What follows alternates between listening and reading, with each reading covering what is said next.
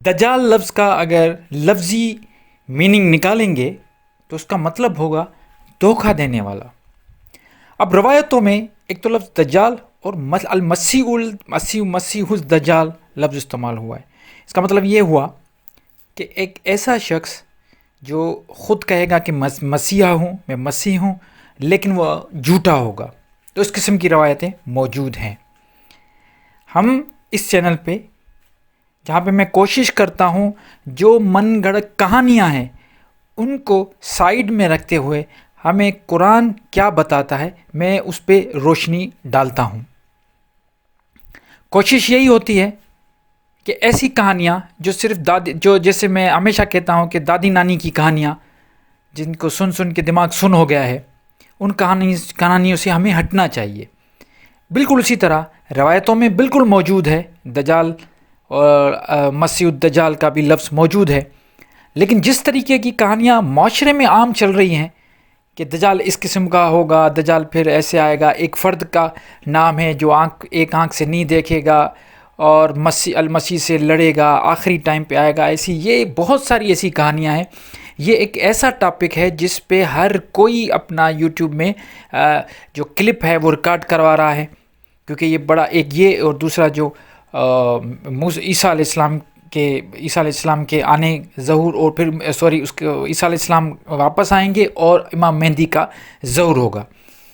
تو یہ تین چار ٹاپک ایسے ہیں کہ ہر کوئی نہ کوئی آ کے بتاتا ہے کہ بس عیسیٰ آ گیا ہے، دجال بس آنے والا ہے، 2025 میں آئے گا، کوئی کہتا ہے مہندی آ گیا ہے، کوئی کہتا ہے آنے والا ہے۔ یہ ساری کہانیاں چل رہی ہیں اور لوگ بڑے اس چیز میں بڑے جو ہے نا مزہ آتا ہے ایسی کہانیاں سننے میں۔ حالانکہ یہ کہانیاں جو آپ سن رہے ہو، ان کہانیوں کے ساتھ آپ کا جو تعلق ہے، آپ کی زندگی کا کوئی تعلق نہیں ہے۔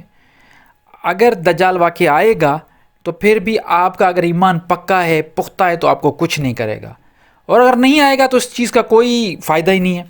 تو اس قسم کہانیوں کے پیچھے مجھے خود بڑا افسوس ہوتا ہے۔ میں چاہتا ہوں کہ یہ میں نے کہیں سنا تھا بہت زبردست ایک مورتی بنی ہوئی تھی، اتنی خوبصورت مورتی تھی، لوگ آگے دیکھ رہے تھے کہ کتنی خوبصورت مورتی بنی ہوئی ہے۔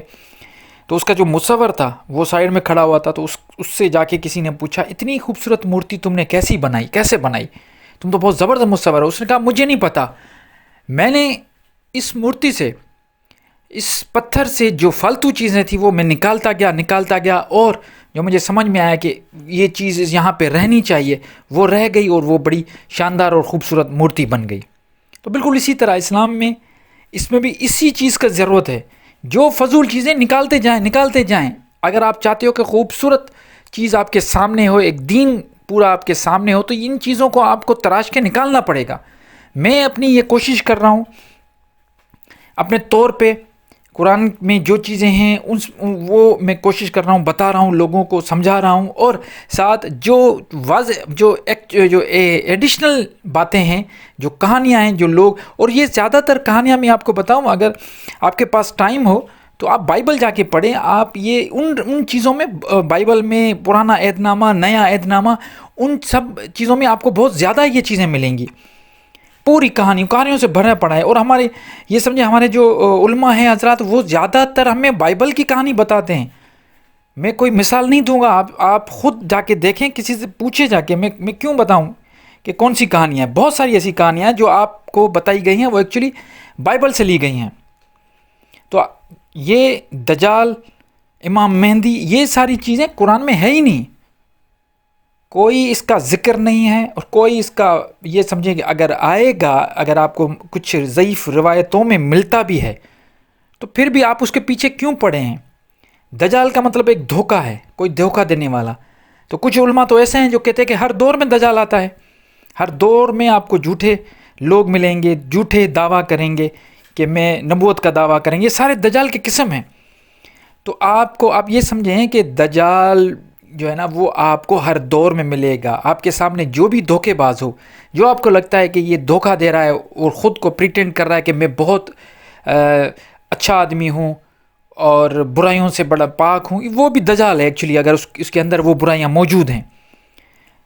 تو چیزوں کو ایسے دیکھیں کہ جو آپ کے قرآن میں وہ چیزیں ہیں تو ٹھیک ہے، نہیں ہے تو اس کو مائنس کرو. اور دیکھیں اگر اس کے مائنس کرنے سے آپ کے ایمان میں فرق تو نہیں پڑتا، کیونکہ قرآن میں بار بار آیا ہے کہ ایمان ہونا چاہیے قرآن کے مطابق. اللہ کیا بتاتا ہے ایمان کیا ہے؟ آپ کا ایمان یہ ہونا چاہیے، نمبر 1 اللہ پہ ایمان، نمبر 2 اللہ کی کتاب پہ ایمان، نمبر 3 اللہ کے رسول و نبیوں پہ ایمان، نمبر 4 فرشتوں پہ ایمان، نمبر 5 آخرت پہ ایمان. ایمان جو ہے نا وہ ان چیزوں پہ ہے. اس کے علاوہ جو بھی چیزیں آپ کے پاس ہیں قرآن میں اگر موجود ہیں تو وہ تو ظاہر سی بات ہے، ہم نے کہہ دیا کہ کتاب پہ ایمان ہے تو کتاب میں جو لکھا ہوا ہے ان سب پہ ہمیں ایمان ہے. اس سے باہر جو چیز ہے وہ ایمان کا حصہ نہیں ہے. آپ یہ نہیں سمجھو کہ ہم روایتوں میں اور حدیثوں میں اگر ایک چیز آ گئی ہے اور اس کو آپ نہیں مان رہے تو آپ کے ایمان کو خطرہ ہے. نہیں ہے خطرہ آپ کے ایمان کو. آپ کے ایمان کو تب خطرہ ہوگا جب آپ یہ 5 چیزوں میں سے کسی ایک میں آپ اگر تھوڑے پریشان ہوں گے، ان میں آپ کے تھوڑا پریشانی آئے گی کہ نہیں میں کیسے یہ ان چیزوں پہ ایمان لاؤں. اگر آپ ان 5 چیزوں پہ ایمان لاتے ہیں تو بس یہ چیزیں کتاب میں موجود ہیں. اگر دجال کتاب میں موجود ہے اور آپ نہیں مان رہے تو اس کا مطلب یہ ہے کہ آپ کے ایمان میں شک ہے. لیکن کتاب میں موجود ہی نہیں ہے. ایک چیز کتاب میں موجود نہیں ہے، دوسری کتابیں دوسری کمزور روایتوں سے آپ جو ہے نا ان چیزوں کو سمجھ رہے ہو، اس کا مطلب یہ ایمان کا حصہ نہیں ہے اور اس سے کوئی فرق بھی نہیں پڑتا. تو میں یہ بار بار اپنے سننے والے کو، جو بھی مجھے سنتے ہیں، جو بھی مجھے تھوڑا پسند کرتے ہیں، ان سب کو میں یہ بتانا چاہتا ہوں کہ یہ چینل جہاں پہ میں یہ جو بار بار یہ جو ٹاپکس لے کے آ رہا ہوں، ان ٹاپک کا مطلب یہ ہے، اور آگے بہت سارے اور بھی ٹاپک ہیں. ان سب کا مطلب یہ ہے کہ آپ کو اسی مصور کی طرح میں وہ مورتی بنانا چاہتا ہوں. جو چیزیں مطلب فالتو چیزیں ان کو ہم تراش کے نکال دیں اور ایک خوبصورت اسلام جو اصل شکل ہے اسلام کی وہ لے کے آئیں. تو آپ بھی میرا ساتھ دیں. اور امام مہدی پہ جس نے اگر میری ویڈیو نہیں دیکھی تو وہ ضرور ویڈیو دیکھیں. میں آپ کو یہ آپ اسکرین پہ آپ کو نظر آ رہی ہوگی. میں انشاءاللہ اس ویڈیو میں آپ کو ملوں گا.